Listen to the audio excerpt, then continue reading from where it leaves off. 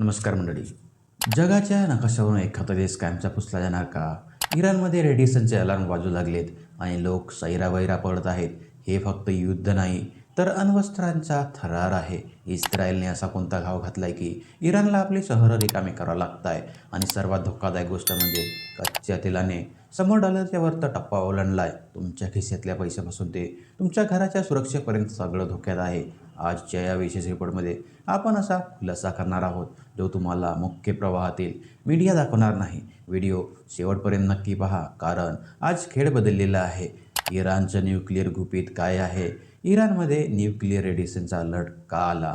काय इस्रायलने इराणच्या अणुकेंद्रांवर थेट हल्ला केला आहे? तज्ज्ञांचं म्हणणं आहे की जर इराणच्या बसूर प्रकल्पातून गळती झाली तर त्यांचे परिणाम चेर्नोबिलपेक्षाही भयंकर असतील, कारण इराण सरकारने लोकांना शहर सोडून जाण्याचे आदेश दिलेत. याचा अर्थ काहीतरी खूप मोठं घडलं आहे.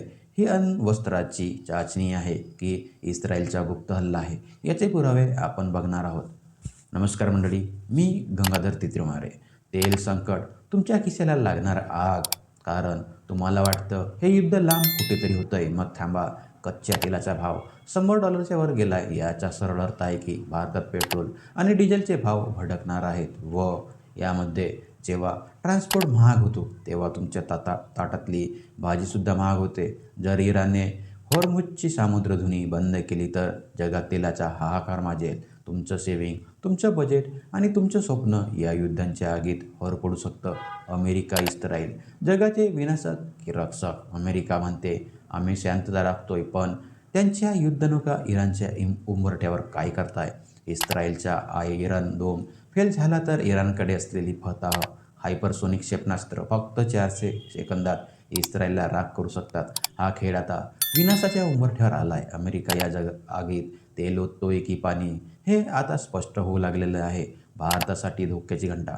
भारताची अवस्था इकडे आड तिकडे विहीर अशी झालेली आहे. इस्रायल आपला तंत्रज्ञान मित्र आहे, पण इराणकडून आपल्याला तेल मिळतं. रशिया आणि चीन इराणच्या बाजूने उभे ठाकले तर भारताला आपली भूमिका बदलावी लागेल का?